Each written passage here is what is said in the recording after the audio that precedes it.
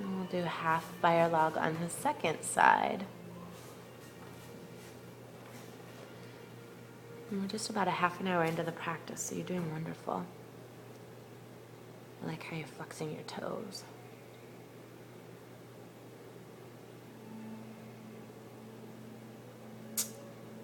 And since this side's the tighter side, with your home practice, you'll want to start with this one, then do the other one, then you could go back to this one, or just hold this one a little bit longer for yourself.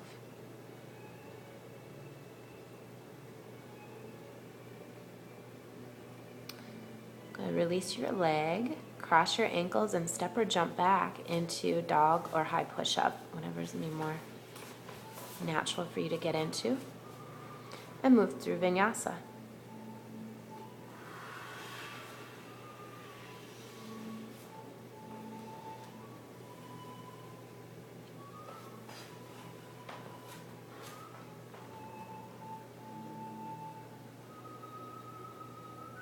Let your head drop a little bit more. You're not creating tension there.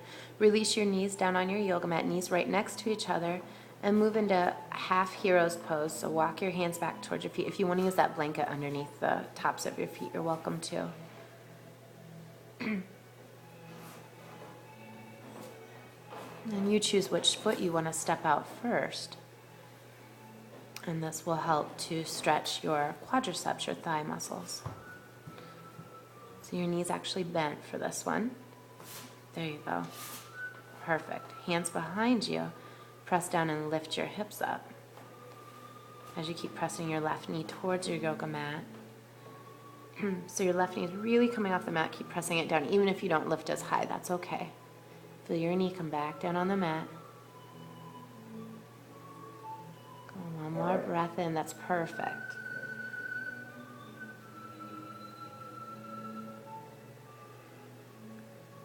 Good. And then if it works for you, set your hips back down, extend your front leg out in front of you, your right leg out in front of you. That's okay. And just switch sides. Eventually you can move towards the pose on the page that's called Trianga Mukha Pada Paschimottanasana, which is this half hero's pose with your leg just straight out in front. But this is really good building blocks to that. So first start with your knee bent, the extended leg drawn in towards you, bend it, yep.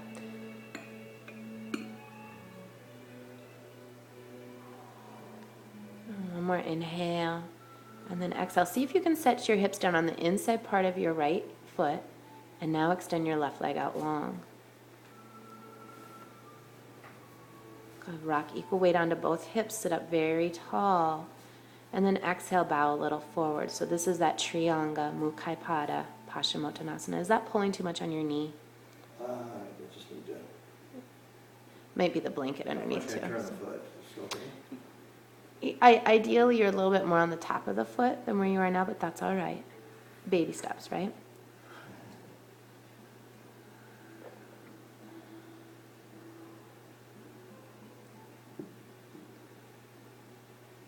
And then you can rise up and slowly release your front leg or your bent leg out in front of you. Give a soft bend or wiggle. Wonderful. Okay.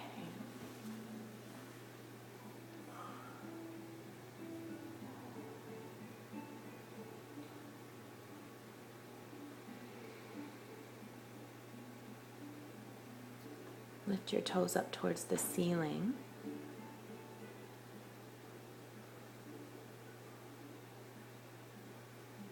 And come on out of this. Take both legs out long.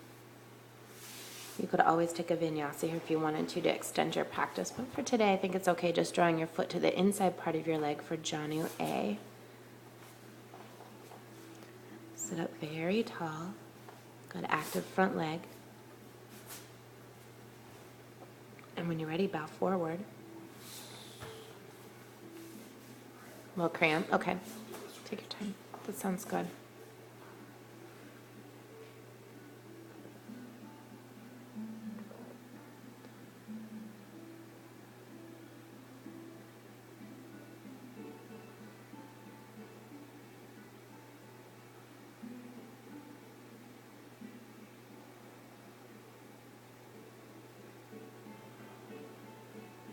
Inhale, re-lengthen through your spine. Exhale, take your chin a little bit closer towards your shin. Deepen the stretch just a little bit more, further. And see if you can soften just a little bit into this. Let go of some of that hard exterior and just melt. Inhale to rise. And then we're taking the B part of this where you're pressing down into your hands, lifting your hips, and bringing your pelvis on top of your heel. Really engage Mula Bandha and hold that energetic lock as you lift and transfer your weight just a little bit. Good. Press down and stay lifted up. There you go, so the weight isn't on your pelvis. Walk your hands a little bit forward if you can, so you're sitting more upright instead of feeling like you're leaning back. Really flex your foot of your right leg. Take one more breath and squeeze Mula Bandha energy inward and upward, and then release your hips down without sitting on your heel. And then part C, where you're drawing the soles of your toes, your foot, toes in towards the groin. Your knee will be up high. And then you'll press the knee down. So this is definitely the most challenging of all three. It really takes a lot of knee flexion.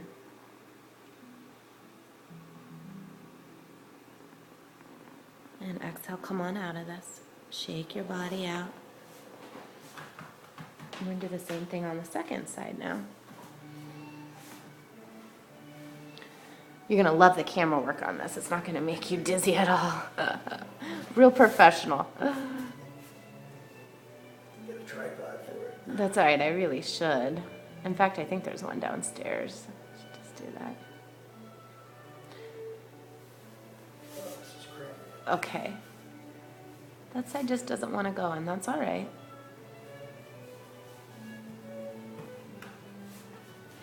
I thought of you in Florida. We found some coconut water that was sparkling coconut water. Yeah, it was unique, but I liked it, but I can't get enough of coconut. We had talked about that for hydration. Good. If your leg's still cramping, you certainly don't need to do this. It's okay. You move through it? Okay. Re-lengthen your spine. And let's see if we can take the B.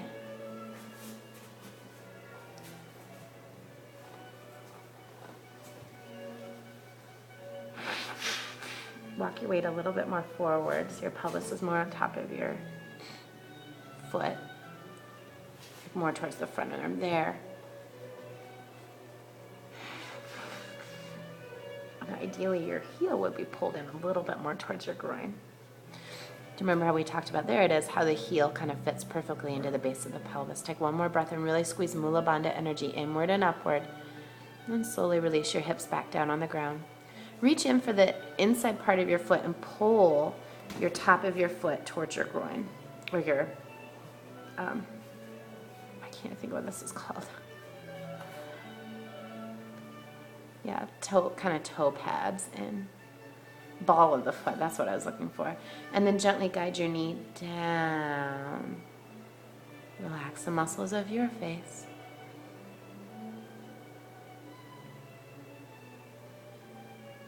And one more breath in. Lift through the crown of your head. Release your leg out long. Shake your body out. But let's do a vinyasa to break things up.